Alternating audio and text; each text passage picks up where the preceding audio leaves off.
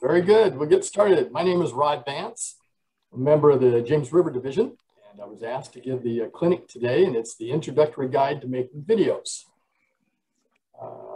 Making videos of your model railroad layout or associated activities, such as model railroad operations, is a great way to share your hobby with others.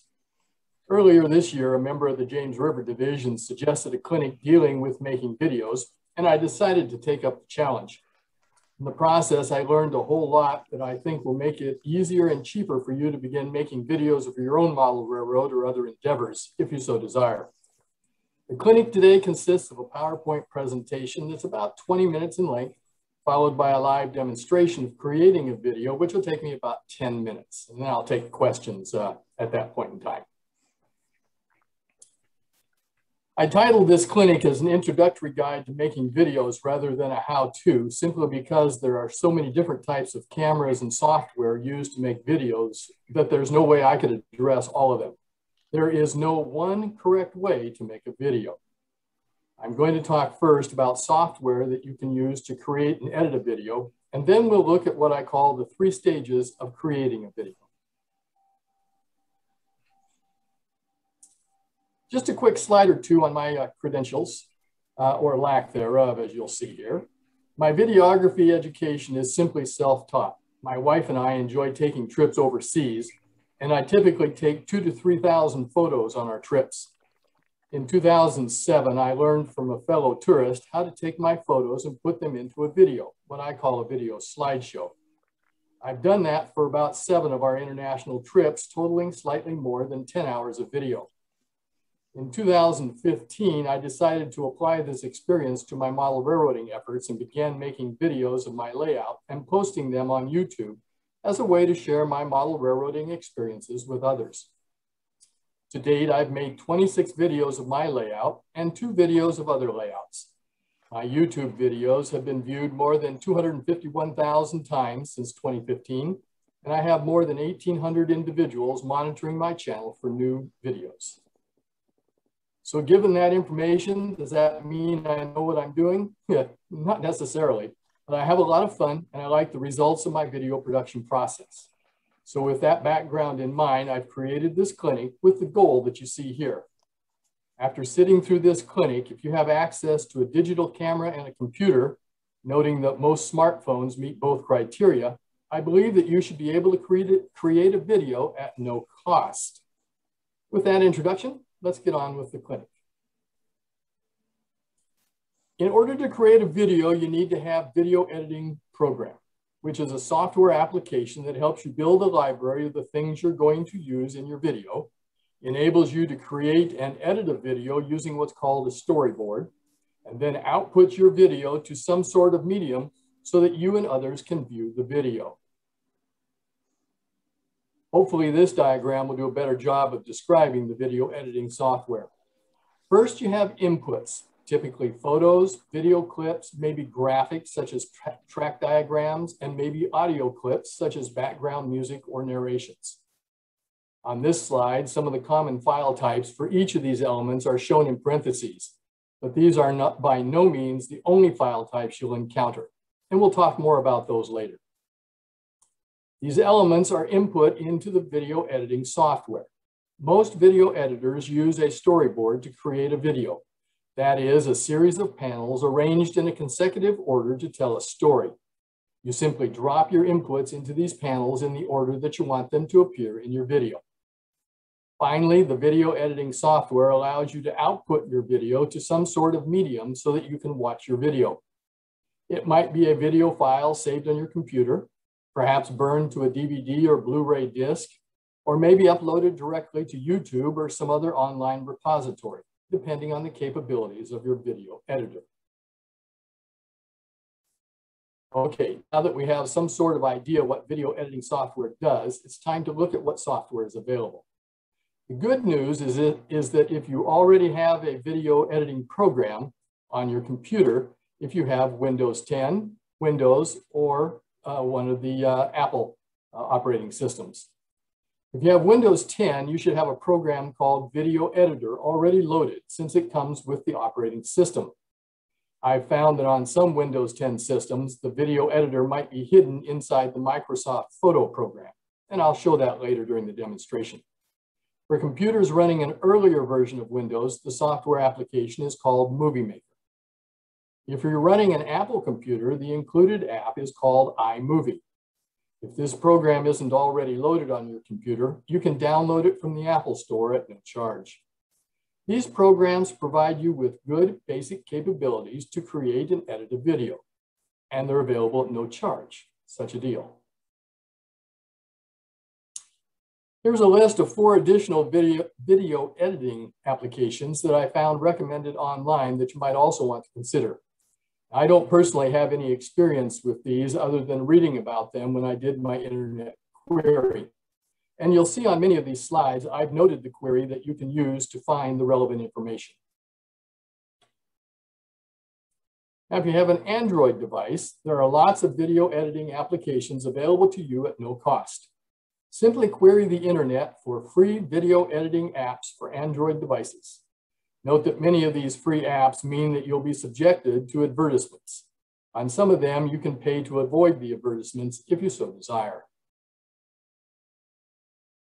For iPhone and iPad users, there are also a number of free apps available. Again, simply query the internet for free video editing applications for iPhone.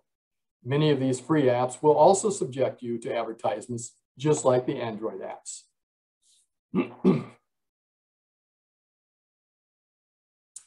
If you want more features and capabilities in your video editing software, there are lots of applications you can purchase.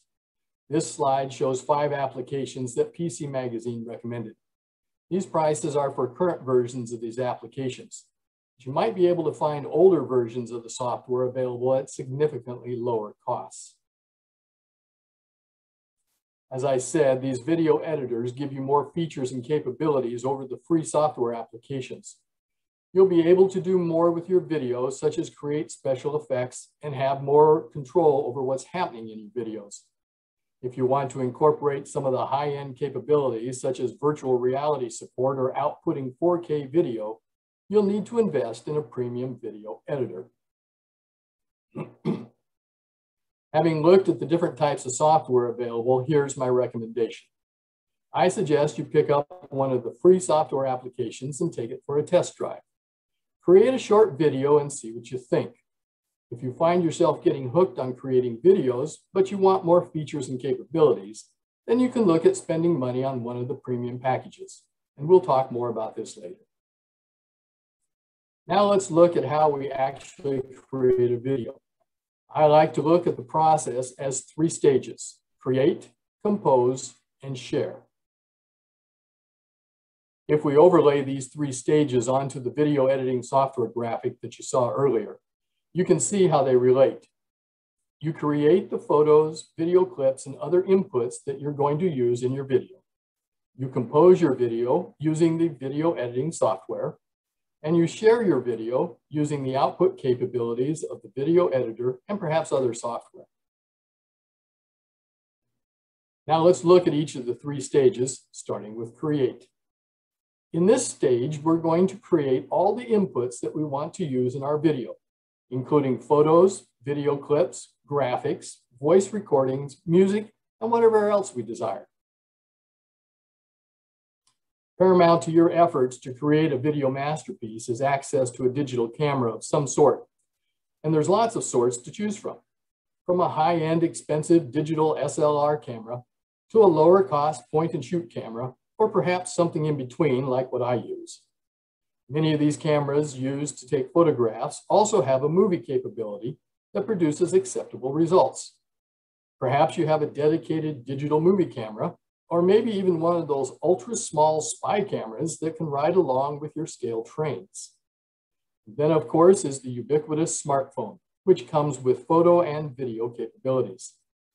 The key is to have one or more digital cameras that can take the photos and videos that you desire.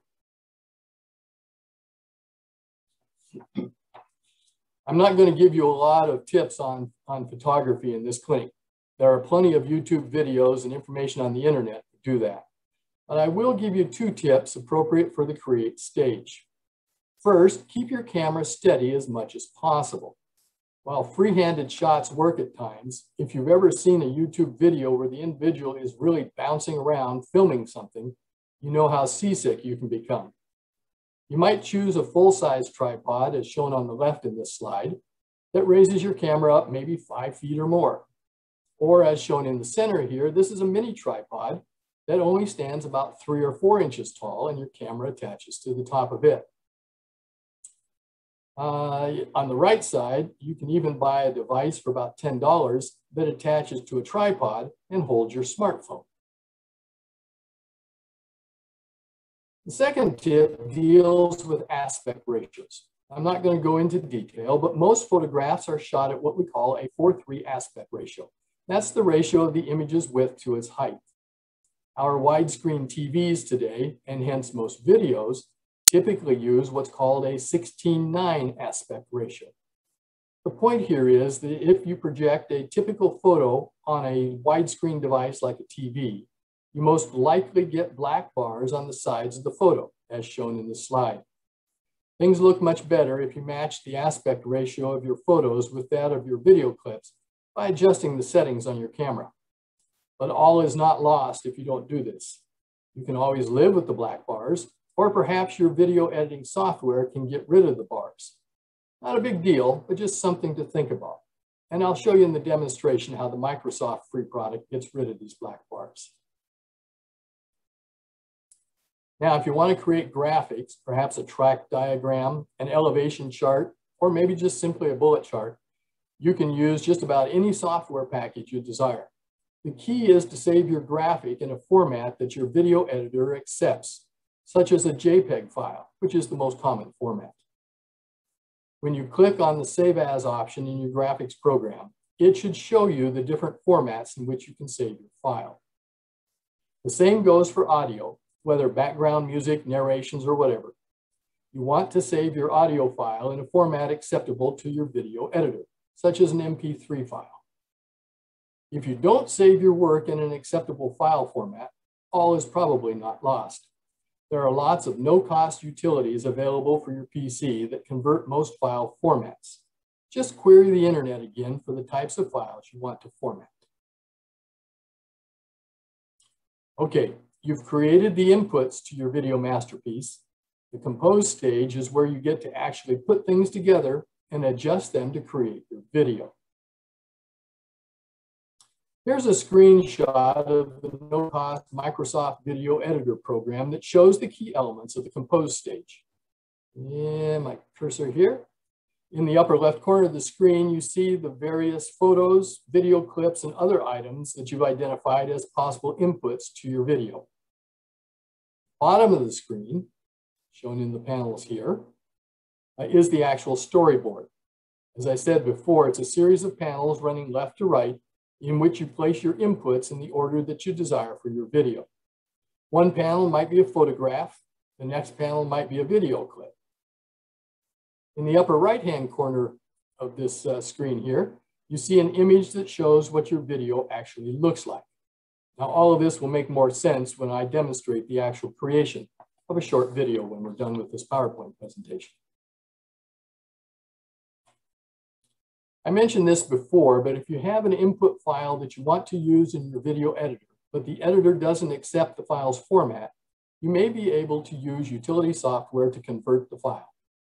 For example, let's say you've created a video clip using your iPhone, and that clip was saved as a QuickTime movie file. Later, you find that your video editor wants an MPEG file format and won't accept the QuickTime movie format, which is an MOV file.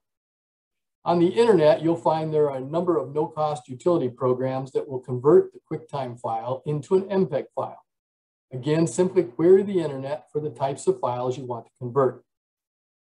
By the way, for this specific example, the export feature of the QuickTime Viewer program will allow you to save an MOV file as an MP4 MPEG file.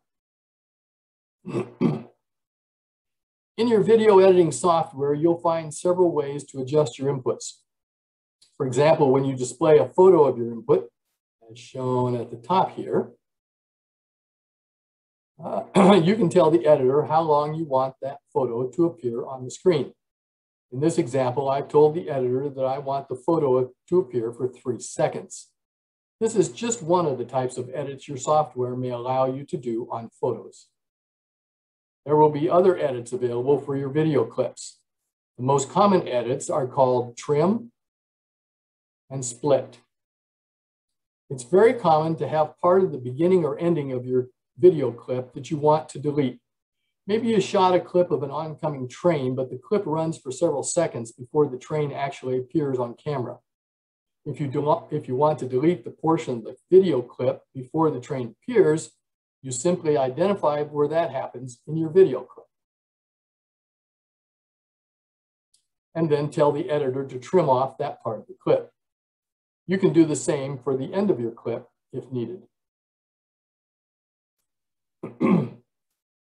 You may also decide you don't want to use all the video clip, or maybe you want to cut a video clip apart and use one section now and another section later in your video. You simply tell the editor where you want to split the video clip, as shown in the bottom film strip here, and the software takes care of the rest. Of course, your editor may have lots of other editing capabilities. These are just a couple examples of the most common types of edits. One final note about editing, which I found to be true in any video editors I've played with, but you definitely want to verify this with your software. When you edit your inputs in the video editor, you are not making any changes to the original files. The editor will leave your original files untouched. So don't be afraid of messing up your original photos, video clips, or other files. Even deleting one of your inputs in the video editor will not delete the original file from your PC or your smartphone. But again, verify that for your specific software. Okay, you've used the video editor to create your video masterpiece. Now you want to save your video so you can enjoy it and hopefully share it with others. So this brings us to stage 3, share. And by the way, if you get to any of these stages and decide that you want to make changes to your video, you can always go back and add additional photos or video clips to your inputs, for example, or do some more editing on your video in the video editor. You can go forward and backward in the video creation process as much as you want to create the video that you desire. You'll need to check your video editor to see what type of output it supports. A no-cost editor like Microsoft Video Editor that I'm going to demonstrate for you shortly may only have one output format available to you, such as creating an MPEG file on your PC. Your video editor may also have the capability to burn a DVD or Blu-ray disc or directly upload your video to an online repository such as YouTube. Again, check your video editor to determine what options you actually have. As in the compose stage, if your video editor only produces an MPEG file on your PC, for example, but you want to burn it to a DVD so you can play it in the DVD player and watch your video on your widescreen TV, there are no cost utilities available to do the necessary conversion and burn the DVD for you. Again, just query the internet for what you want to do. Oh, by the way, if you've got a smart TV with a USB port, you can simply copy your MPEG video file to a flash drive and then insert the flash drive into your TV's USB port. Your TV should automatically recognize the drive and guide you to your video. Select the video and you'll be able to instantly view your movie on your widescreen TV.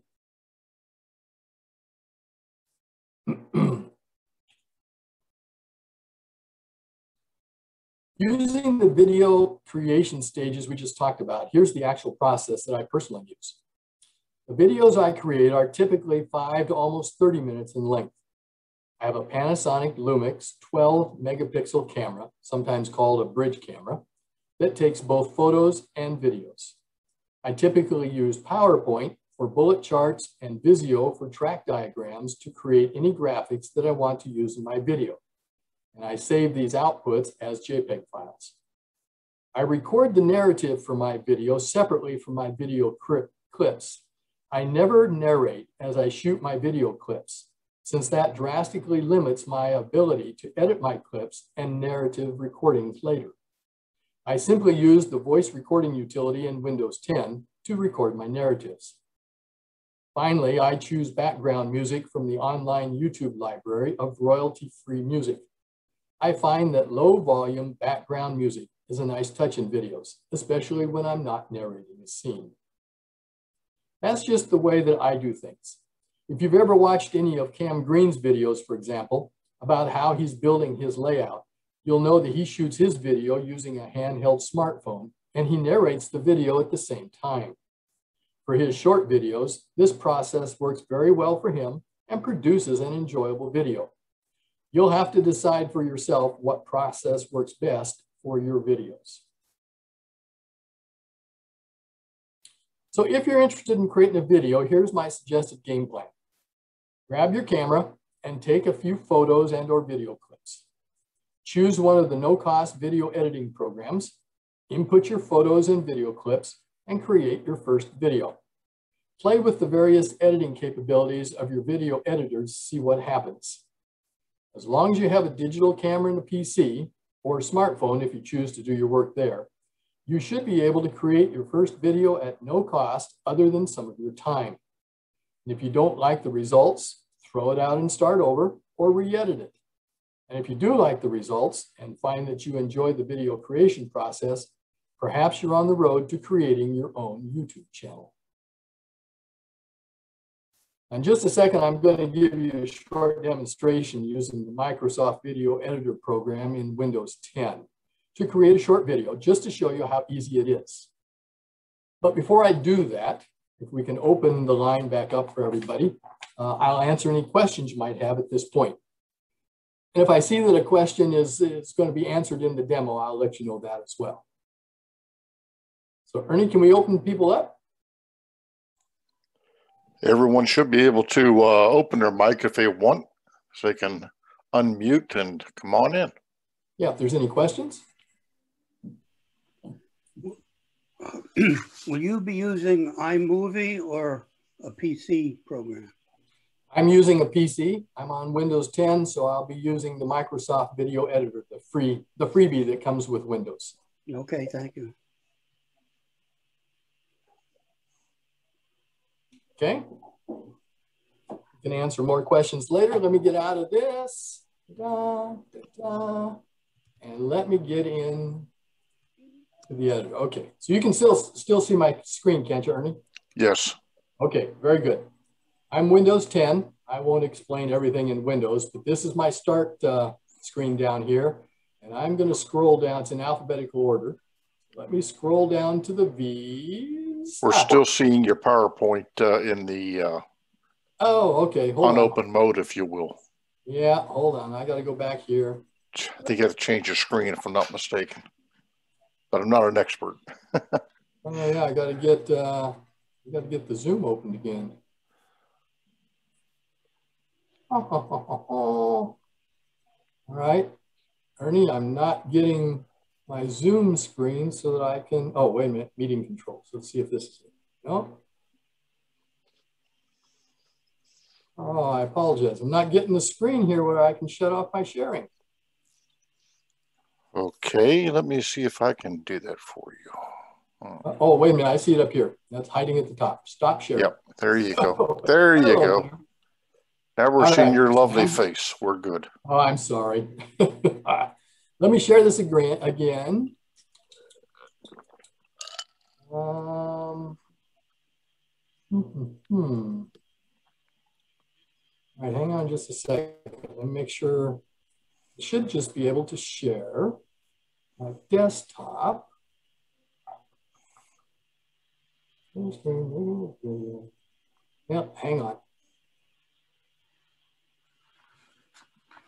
Share that one. Put you down. Hang on, let me open the video editor and then I'll come back to sharing. Okay. Video editor. Okay, now. Come on. That's crazy. I can't get back into Zoom again.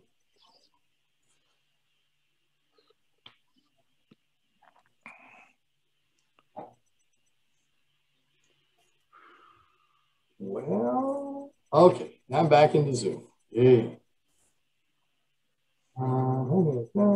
Okay.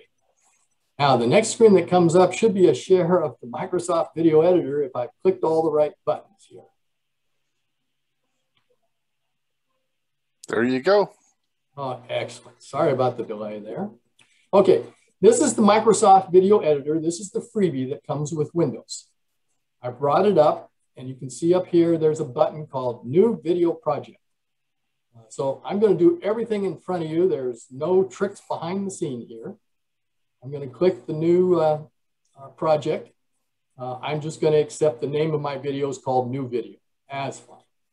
So here's the sections of the video editor we talked about previously. In the upper left-hand corner here is the project library. That's where I'm going to put anything that I want to use to create my video. At the bottom down here is the storyboard. It's got just 5 tiles showing right now, but we'll create more. So that's where I'm going to actually compose the video. And then this black screen up here in the upper right-hand corner is where you're actually going to see what I've created. So the first thing I'm going to do in my project library here is I'm going to click Add. And this allows me to bring in whatever photos or video clips or track diagrams, whatever I want to use in my video. I happen to have out here in a file, I've got 2 photographs and 1 video clip that I took. And so I'm going to bring them into the library. So now they are loaded in the library. What I now do in this editor, and each editor will be slightly different, but the ones I have used have been very much similar. I'm going to drag this first video clip, or it's a photograph, I'm sorry, down here into the story editor. Okay? So you can see up here in the right-hand corner, it's showing me that video or that photograph. Okay? By the way, I talked about the aspect ratio. These photos were shot in a 4:3 aspect ratio, which is standard on a camera, unless you change it. And so you can see that it's got black bars on both sides of the photograph. And we'll adjust that in just a second. I'm going to bring down a second video clip. As you can see here in the Microsoft program, it put little dog ears up here in my library to show me which video clips I'm using. I could reuse a video clip or a input here several times, but I've just chosen these 2 photographs. All right, so this is my first photograph. You see it shows up in the right-hand corner, second photograph. Okay, so the first thing I want to do is I want to get rid of, I got to get rid of you folks. Hey, Ernie, how do I get, I've got on the right side of my screen, I've got everybody showing. How do I get rid of that? You're covering up, show small. Oh, let's try this. Okay, never mind, I got it. Okay, so this is showing one of the photographs. It's got the bars on both sides. And what I've got down here are some capabilities in the Microsoft program to do things. One of them is this obscure little square down here. It says show or remove black bars. And so if I click on this remove black bars, what it's going to do is it's going to steal a little bit of the top and the bottom of my photograph and delete it, and it's going to make it disappear. And it's going to stretch the rest of the photograph out so that it actually fills the entire video screen. So now I have a photograph that's now in a 16:9 aspect ratio, which is what you're going to see when you do a movie. Okay? And I can do that. I'll do that on the second one down here. This photograph, I click again. I'm going to say remove black bars. Okay? I'm going to do another edit on this photograph just for something different. Down here it says duration, change how long it appears on the screen.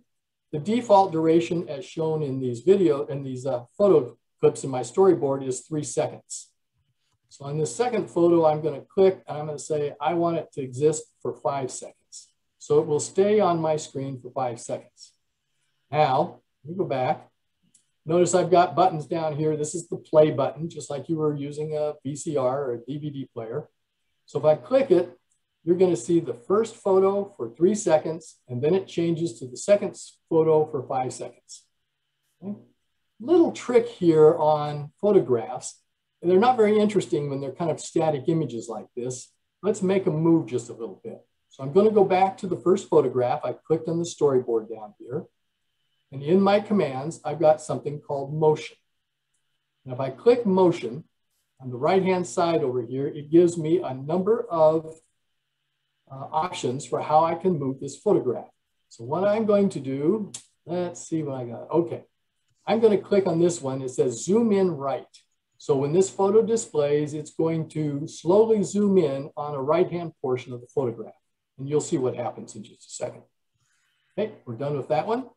I'm going to do a similar edit on the second photograph here that shows up for 5 seconds.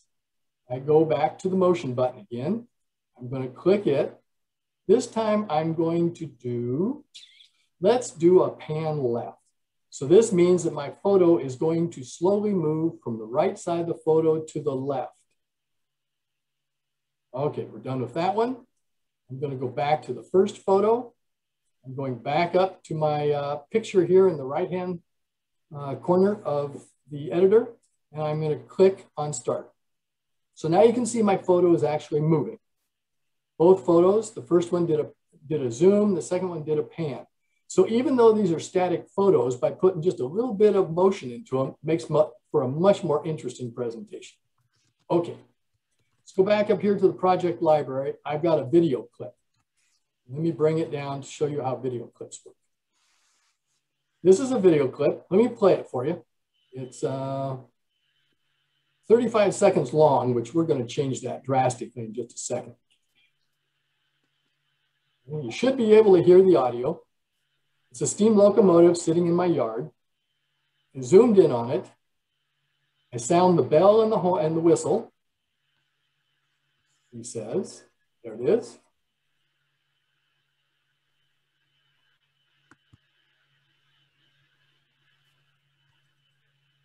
And then the steam engine starts to run. And I kept the camera rolling, and so the steam engine actually starts to move out of the picture, which may not be very interesting to people. Okay, so let me do some editing of this video clip. And this is using the capability that we talked about earlier called trim. Okay, so here, let me reset the beginning of the video editor. So there is the beginning of my video clip. I'm going to play it again now in this editor. The camera is going to zoom in. And basically I say, I want to get rid of that stuff before the zoom. I'm going to wait until we hear the bell. It says, pausing. Okay. So there was the bell sounding. So it plays back about here. I'll move the current pointer back. So what I'm going to do is I'm going to grab this left-hand trim button. I'm going to pull it over. You can see my video started to move. I'm going to stop it about there. I can adjust it later if I want to again.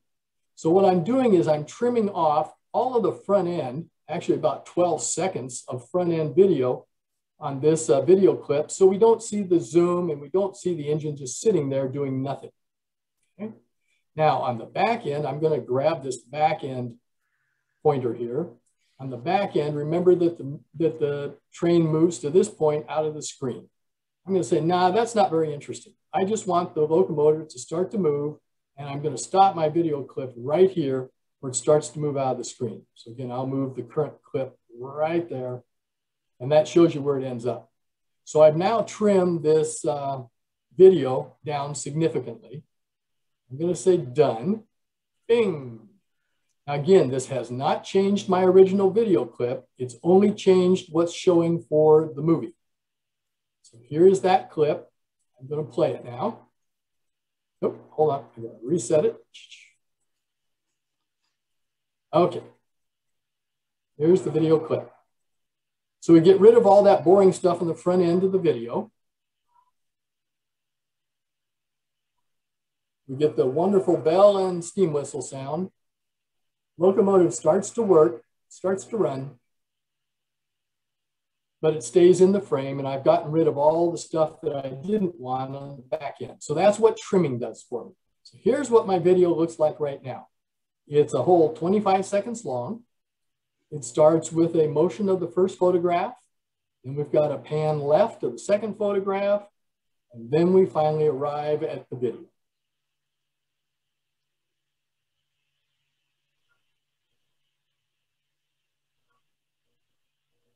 Okay, I'll hit the pause button because you don't need to see that again. Now, let's do one more edit.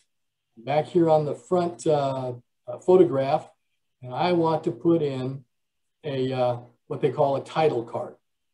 I want to put in something that's going to introduce my movie. Okay? So this is the title card. It shows up as blue, shows up as 3 seconds. Again, I can change that if I want.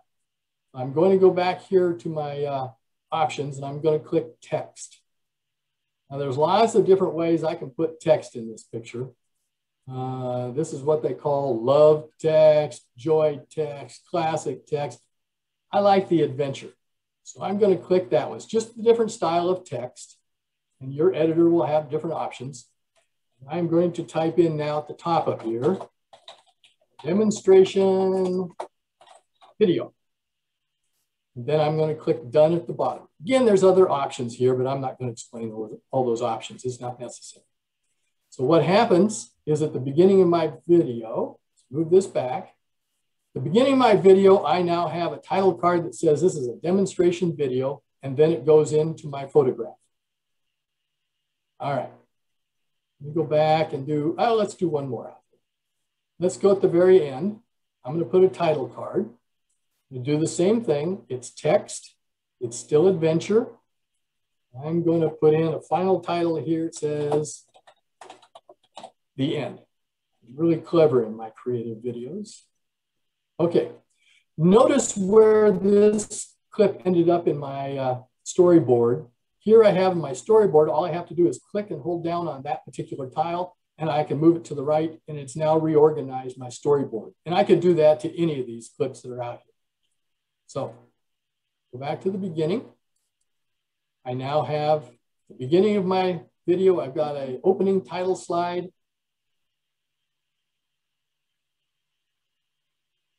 And at the end of the video, I heard some background noise out here. The end of the video, we're going to get the closing slide.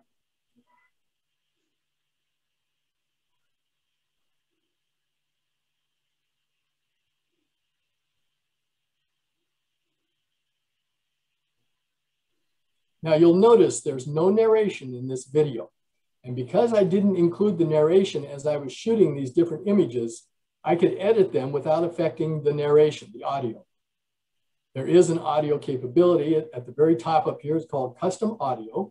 I'm going to click it in the program. I'm going to click the button at the top here. It says add audio file. And I have one M4A file out here that I recorded. So I'm going to click it and open it. And it has now brought it into my video editor. I'm going to say done. And we'll start this again. And now you're going to hear my voice over to the video that you've seen so far. Okay, and that's all there was. So now I have an entire video out here. It's 31 seconds in length. And this is what I've created. And if I'm ready, remember the third part of the creation process is the share.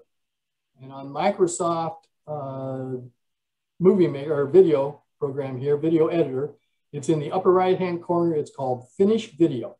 Now, the Microsoft editor automatically saves my video, what I've created here. It automatically saves it for me. So if I exit the program, I don't lose it. But if I want to be able to share that video with somebody else, I want to export it. And it'll ask me for a file name out here. I'll just put it on the desktop. It's called New Video. So I'll say export. And now what it's doing is it's actually creating a Windows MPEG file. And yeah, I know. And that's the what the video file looks like sitting on my desktop. So then I could put this onto a USB drive and plug it into my smart TV. I could burn a DVD disc from it. I could send Ernie a copy of it. I could do whatever I want with it because now it's an MPEG file that I can totally control. And that's it. That's all there is to creating a movie. You've seen it here with no sleight of hands. So let me get out of this. Bing. Stop my sharing. Very good. And Ernie, if there's any questions, I'm open. Rod, I could ask 1,000 questions. When I started doing the videos for the Potomac Division, I was using the video editor from Microsoft, and a couple of things that I observed that I think you need to be prepared for. First of all, like the videos for the clinics that we do here sometimes are 45 minutes, maybe up to an hour and a half. And that process of making the finished video you went through, that might take a little bit of time for it to happen. And it might take an hour, it might take an hour and a half. I had some that took up to 3 hours to compile. And what that's really showing you is the computer you're using with the video program, depending upon its capability. And if you have something, and I'll use my example here, my desktop computer is a tiny little 8 meg RAM computer. And I purchased a 16 gig laptop after about the third video, and that made a significant difference in the ability of my computer to make the video itself and the time. The other thing is the video capability of your computer and how much memory it takes of your RAM. And some of the older computers, it's challenging time-wise. In the same way, if you're going to go and upload it to YouTube, that upload time might take a little bit of duration also. So it's not something as instantaneous, poof, you've got a video. It takes a little bit of time for the computer to do its thing, just like me trying to remember what I had for breakfast yesterday. It's going to take me a little while to remember what I had because it's not right there. That's one of the things I think you need to be aware of when you're coming into this new. It can be, I'll use the word frustrating. It was frustrating for me, but once I figured out what the problem was after talking to my friends, I learned, and my computer was 6 years old. So, that's one of the reasons why it's slow, because it don't have the modern processors and that stuff. And video is very memory intense, I guess is the way I would say. Yes, it is extremely intense. I had an Asus Core i3 processor computer, Windows. And when I did my video editing, I used Adobe Premiere Elements. It would take me a long time to edit the video. If you looked at Premiere Elements, you'll see that it's got like maybe 4 video streams, whereas the Microsoft editor I showed you only had 1. And so it would take me several hours to edit it. I've got a new Dell PC here with a ton of onboard memory and a Core i7 processor, which is specifically designed for doing heavy work like videos. And it takes me a matter of just a few minutes to do the same amount of editing. So you're absolutely correct. Your processor and your memory on your PC will limit how quick things can get done. I haven't found that it limited what I could do. It just limits how fast I can do it. So you're absolutely correct. The other thing I found was the video editor didn't come with a manual. Yep. So you're walking into it, and some of the things were intuitive, but some of them I found by stumbling on it, I guess is the best way I could say. And once again, that was frustrating until I learned what it was. The basic 3 pieces you talked to are very consistent amongst the different video programs that are out there.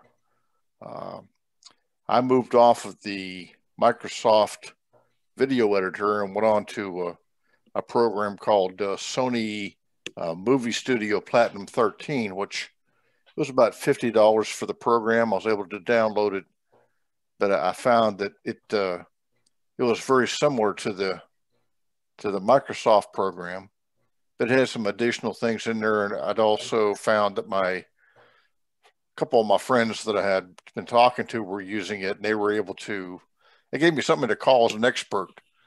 You try to get Bill Gates on the phone, he don't want to talk to you. Yeah, absolutely. The process is the same, but the options available to you in a premium piece of software like what you were talking about that you purchased are significantly different. That's why I suggested starting with like a Microsoft editor or one of the freebie packages. Play with it, see what the different editing capabilities are. One of the things you saw in the editor as I was showing you is when I went from one photograph to the second photograph to the video clip, it was an abrupt change. There was no smooth transition between them. There are no transitions in the Microsoft freebie editor. I'm sure in your Sony editor, and I know it is in my Adobe Premiere Elements editor, I can do a real nice transition that some of the pictures flip around. They may fade to black or fade to white, and then comes the next screen. I can actually have two images overlay each other with some neat effects. Those are what you're paying for when you go for the premium software, is those additional options. But again, if you start with the freebie and understand how it works, like you pointed out, Ernie, the same similar process is used in the high-end video processors. You just have to pay for it. Right. And I think the suggestion you made is starting simple. Don't try to make a 3-hour video. I'd make like a 25-second, it'd be a 1-minute clip just to learn how the program works before you decide to be Cecil D. DeMille and make the train that went nowhere or something. Yep, absolutely. And remember that for any of the video editors I've played with, including like the Microsoft editor here, you can't make a mistake. I mean, if I screw up one of the photographs or the video clips out there, it doesn't destroy the original. It's still out there. It may mess up my video and I start over or re-edit it, but it does not have an impact on the original photo or video clip that was saved on my PC. So that's why you can play with it and have a lot of fun with that. Yeah. And I'm not trying to run a clinic here, but one other thing I found was, like when you insert title slides, make sure you've got the correct spelling of things. It's a better to go through making the video and you get to the end, you put it up on YouTube and all of a sudden you realize that I didn't spell Martin's name right. Yeah. Someone's going to see that, and you know there's going to be an email after that. So just Martin, verifying, because I don't think there's it's not a spell check in mine. So it's something you just got to physically watch and just, before you save it, make sure you run it through one time and make sure you got what you want before you make the final make it. Yeah, that's right. By the way, that's one of the reasons that I make my slides, my bullet charts and stuff in something like a PowerPoint where I can take advantage of the spell checker and stuff. So I would also always suggest you have somebody else look at it and read it for you to double check it. Have another set of eyes look at it. Yeah, good idea. Rod, this is Alex Polita. Thank you very much for this very useful presentation. My pleasure. One area that perhaps is fruit for another type of another presentation would be the unique aspects of actually taking model railroad videos, the types of shots you might want to take, the difficulties of them. I know you didn't get into that, but can you maybe make a few points about that? I will. The first one I'll make is go to YouTube. Because there are lots of videos out there that will show you how to photograph model railroad layouts.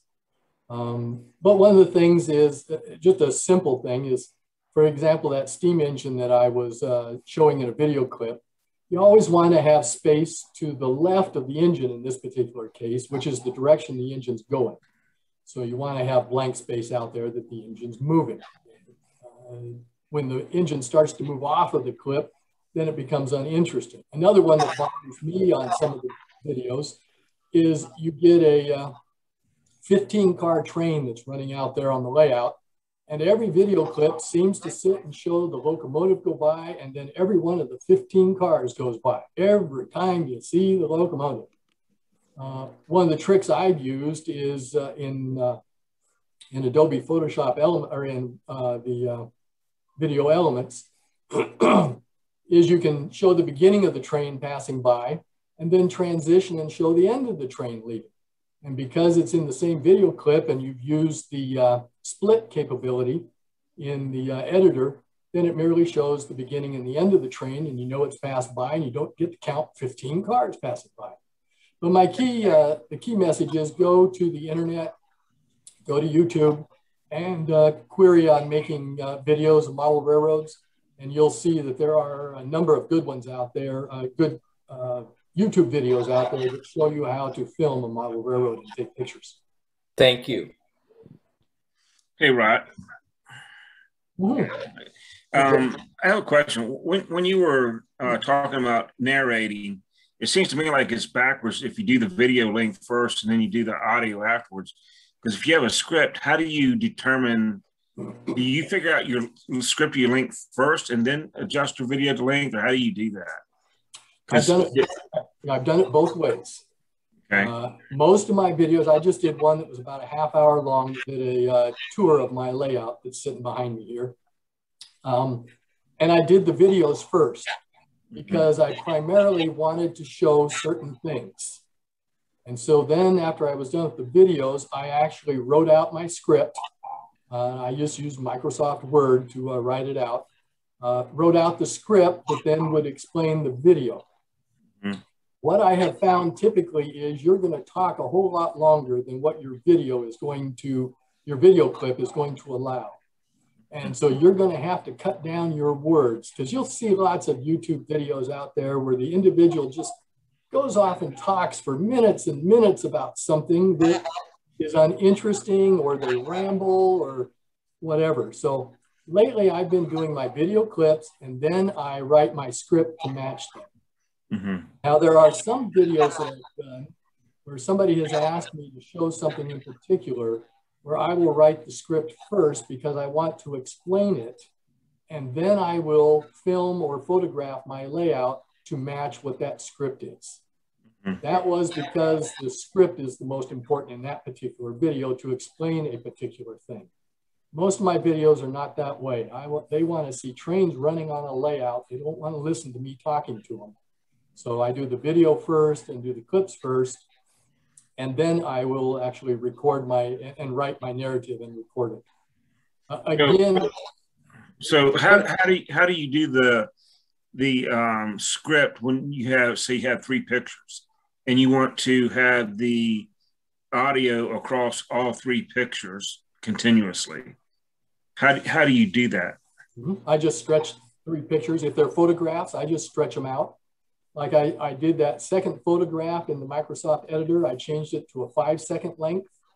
The Microsoft editor has some specific lengths to it, but when I use the Adobe product, I can make that length anything that I want. So if I want that photograph to stand up there for a minute while I explain what's going on, I can do that.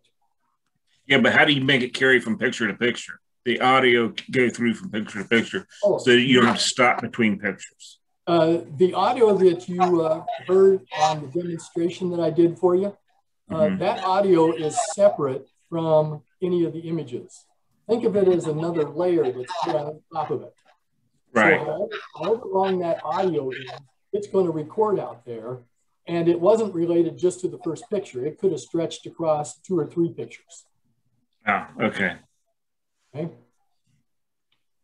You had a comment to Ron's comment about the audio length.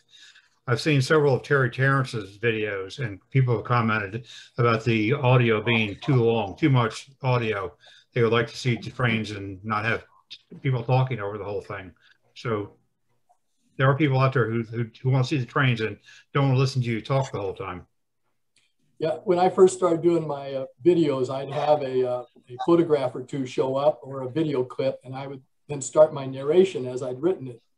And you watch what's happening. Oh my gosh, the narration is like 2 minutes long and the video clip was 15 seconds. So yeah, we tend to cram a whole lot of information in our narrative, and that's the reason I do it separately and cut it down to match the length of the video clip or what's appropriate. I also make sure I get rid of any extraneous comments out there. People may not be interested in all types, what type of plaster did you use? Exactly what color did you paint things? If your video is about it, that's great, but you got to make sure you're not putting in extraneous details in there that the general public isn't interested in. Rod, did you say it's safe to say that your video is not a spontaneous thing? I think you need to think about what you want to do and have a plan of you know, what shots you're going to make and how you're going to get those shots. And I'm just throwing this out there for thought that you have to think about what you're trying to show. You just can't take your video camera out and just start running around your layout like a crazy hen. You know, you got to think about what you're trying to show them and what the main points are. And that's going to work with your timing of your audio also, so that your things are coordinated, I guess is the way I would say it. Yeah, that's absolutely correct, Ernie. There's a purpose to your video, and you need to decide what that purpose is, because your audience is going to be looking for a purpose out there. And so, yeah, it's in my script. I actually have the narration written out. I have all the video clips and photographs identified that match to the narration, and then I've recorded what the narration file is. So I get a in Microsoft Word, I get a multi-page script before I start actually putting together the video. And by the way, once I have that script, then when I sit down with the video editor, it's easy to say, recording number 1 matches up with these 2 video clips, and they go in the second position of the storyboard. So it makes it a lot easier to build your video. In traditional film video shooting, you create the storyboard first, probably with pencil sketches as a starting point, or maybe photographs of scenes you want to include. And you do all that before you go out with the camera and start shooting. It might include some known clips, but the storyboard we have here, kind of in the middle of the process, traditionally would have started before you did any other production work. Yeah, that's part of the planning process. And you're exactly right, Ross. I've done a couple of videos of friends' layouts, and both layouts were being dismantled after I went and filmed them. So I had to have a detailed plan ahead of time. I do it in bullet points on Microsoft Word, but it's essentially a storyboard that said what videos and what photographs I wanted to take of these 2 layouts, because I wasn't going to get a chance to go back and take them again if I didn't take the right photograph or I had a problem with the video clip. My own layout, of course, I can turn around and just take another picture of it if I screw something up. But no, you're absolutely right. You want to do that planning ahead of time. Okay, one of the joys I'll mention of sharing your model railroad videos on YouTube is you're dealing with an international population. I've got folks in Australia, I've got a gentleman in Italy, and he only communicates with me in Italian, so I have to use my Google Translate to talk to him. I've got several in New Zealand and some in South America. It's just been fascinating as to the number of people that will watch your videos internationally and comment on what's going on. So that's a whole lot of fun, just kind of a byproduct of actually putting your videos up on YouTube. You were talking earlier about the camera and the camera work, and I guess a question I would have to you, are you better to have a camera that's fixed that you could rotate versus trying to have a moving camera? Obviously, I'm not going to go out and get one of those drones and bring it into my house and follow my train around, but I find that, you know, the drone type photography sometimes is a little bit difficult. It tends to be herky-jerky versus smooth. I know some of it is the technique, and some of it is the equipment that you're going to use. And we had several months ago, we had a gentleman come in and do a virtual layout for us. And he and his wife were professional video photographers, but, you know, it was evident that they had a device that was smoothing everything out versus just walking around with your iPhone and shooting the video. Do you have any suggestions on whether it'd be better to try to take the set points or use the drone? Yeah.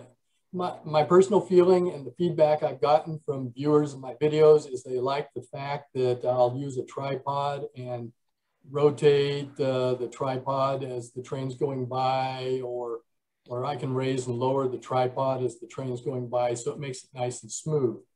Now, there are some shots that you can't get that way. If it's kind of a shot that's on the middle part of a layout and you can't get a tripod to show the shot, you may have to go to that drone style approach where you're holding the camera and you're moving it along the layout.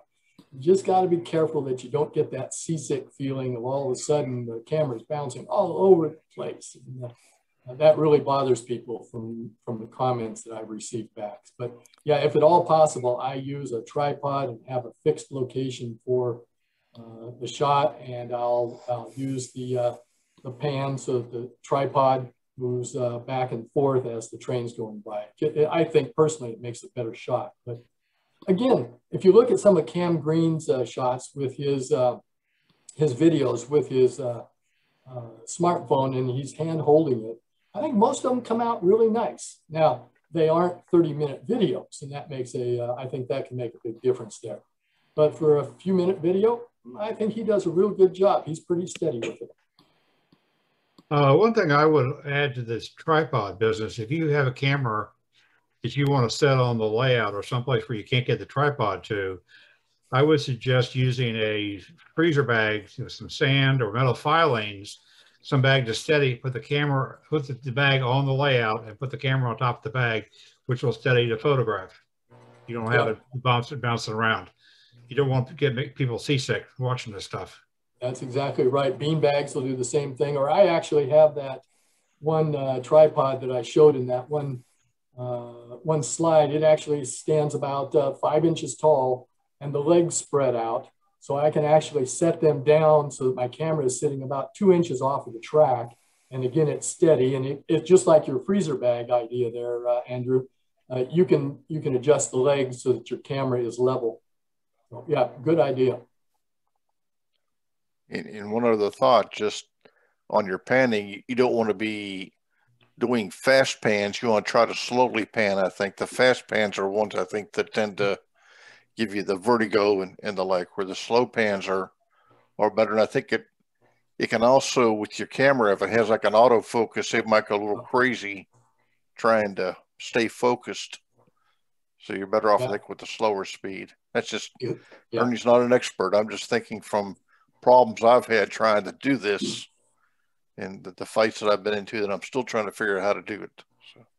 Yeah, you're exactly right. Slower is better. I found on my camera there was a continuous focus option that I shut off because I found in the continuous focus option, as my train was approaching, the camera kept going in and out of focus trying to get the right focus. And it just drove me nuts. So it's something you have to play with your camera. But yeah, you definitely want to take it slow. You don't want to move fast. It's I think some of those autofocus might use 6 or 7 points, and depending upon which one it sees as being the important one, it might throw your main topic completely out of focus, and now you're on the background, you're looking at your trees versus the train. Yeah, exactly right. You just have to play with your camera capabilities and see if it's doing what you want it to do, and then adjust accordingly. All good points, Rod. I will get you, Ernie, a PowerPoint notes file that you can put up for folks. I'll send that to you separately. Does anybody else have any questions? I mean, I feel like I've taken this thing over asking so many, but I'm sure there's other questions out there. Hey, Rod, I watched your, sorry, Ernie, I was actually trying to turn my mic back on. I couldn't get it turned on. I watched your video you put up about your model railroad, and it was, I was very impressed with it. And I was just wondering, how much views do you get of that? How much comments do you get out of that? And how do you, so like for being a board of director, I could see how the NMRA could, especially the Potomac Division, could use that kind of information to get the word out about our division. But how do you use that? And why do you put the videos out other than just you like to share what you're doing?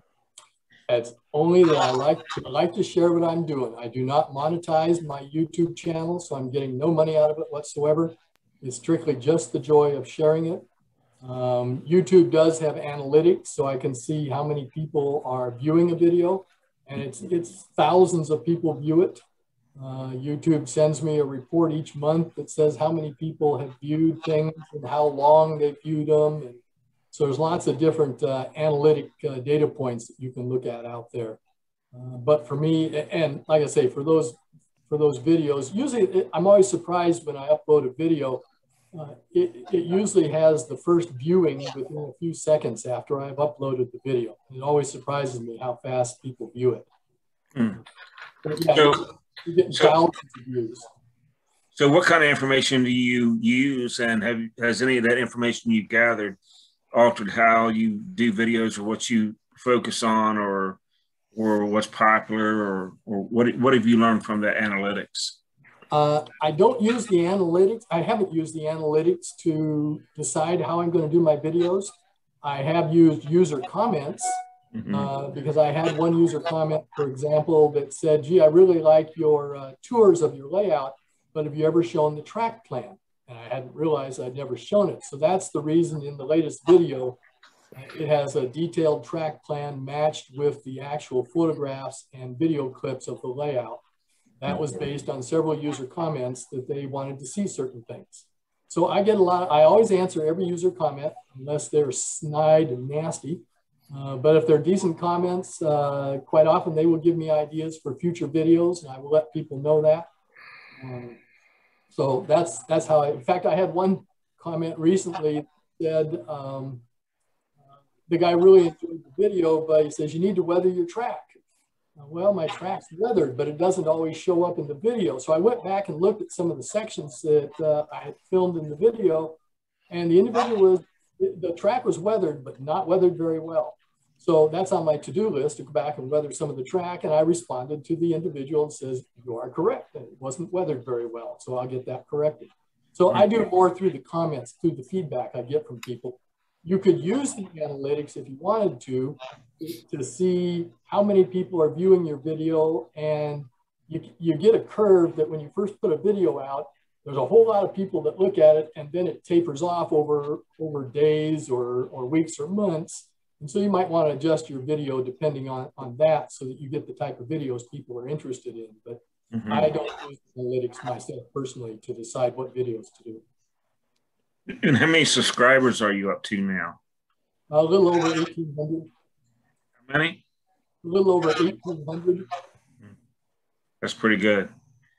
Now, Well, I always track how many views I've gotten. Like I said in the slides, it's a little over 251,000 views since I first started putting my videos out in 2015. So, and you can view it by individual videos as well. So that's the way the analytics. Jerry, just as a comment, you talk about the analytics. I just got the material for the Potomac Division today back from YouTube, and it, you know, we're just about every day we pick up a subscriber. In the month of July so far, we've had 1,209 views. Now we've only got, I think, well, you'll be the 13th video on our channel, but 1,209 views in a month. I think that's a lot when you think about what that's maybe 12 videos out there. And then to get into the minutes of watch, that's like 14,900 minutes. Now that's telling me that with 1,209 views, these folks have watched pretty much the entire video most of the time. They haven't just dialed in and backed out of there, depending upon how they measure those minutes. But I think analytics are a good thing, but sometimes you have to be careful in what they're really telling you, and not put full faith into it. I mean, it's a marketing thing, no doubt. But the other thing to remember is when we put our stuff up on YouTube, that if YouTube happens to like our video, they may at some point start inserting ads into it, because they use that as the way to sell, I guess, marketing time to other people. And I know I've seen several video channels with model railroads that have had commercials inserted into them, because YouTube did that as a part of their free service, if you will. Yeah, I don't know how YouTube does that. I don't have I haven't seen any ads show up in my videos. And And I suspect it's because I don't monetize my account. That could be it. It's whether you make it public or private in those settings. And that's certainly perhaps another clinic in itself on how to put something up on YouTube and set those things up, because a multitude of things that get involved there. And just to talk about that for a minute, you know, when you put something on YouTube, they're going to ask you, is this for children? And if it's for children, there's certain specific things that have to be there, or else they're not going to let you be able to post it. Right. You put your YouTube up there, your video up there, they put it in standard, I guess, standard version. Then it comes up on an HD version later on. Usually the standard version is available within like an hour after you've uploaded. The next one might take a little bit longer, because HD, I guess, takes a little bit longer for them to process. But there's a lot of other questions that they're going to ask you with regards to your video. And of course, as we were talking about earlier, they're planning. One of the things you're going to want to do is, if you're going to put up there, is tell them what your video is about. What's going to make the watcher want to see your video. So you want to have that storyboard, I guess, in briefs, if you will. So it gives them an idea what the video is. So they know that's something they want to look at, or just dive into it. Again, there's lots of, there's a number of YouTube videos I've watched that show you how to post YouTube videos. Yeah. So you can go out and look at YouTube and get lots of those tips as well. You can fix your air conditioner if you have a YouTube video. I found that out. So, yeah. Any other questions? Well, if not, Rod, I guess it's hard to believe we've been on here for an hour and 15 minutes, but I think it's been very good, very productive. I thoroughly enjoyed the information you provided for us, and I think it was very, very informative, and I'm sure that the others that are here have learned something today. Anyhow, I hope. Rod, I want to thank you very much for doing this. I know I requested you to do this, months ago, and I'm very happy you joined us. Thank you. That was a lot of fun. I appreciate presenting it, and appreciate the invitation. You've been a very good audience. I appreciate it.